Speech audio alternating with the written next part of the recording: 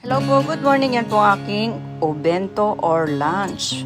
Pangpawala ng stress at pagpaganda ng kutis. Ayan na po. Konti lang po yung fork, yung isda, yung tira pong broccoli at yung okra kahapon. Isinama ko na rin, lagyan ko siya ng nigin. At hindi ko po siya lalagyan ng mantika. Ayan na po. Pati po yung isda, hindi ko po lalagyan. Lalagyan lang. Unahin po natin yung carrots kasi po matigas yun. At sabay na po natin yung okra at saka broccoli. Ayan, luto na rin po yung isda.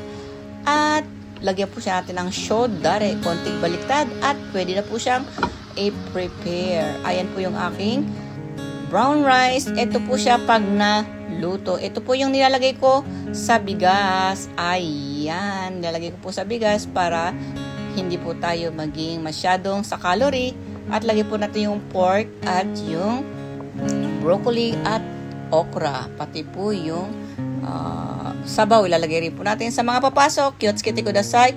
Itirashaimase. Kegashinai yoni. Kyomo ichinichi gambarimashou. Mata hasta. See you tomorrow. God bless po. Thank you.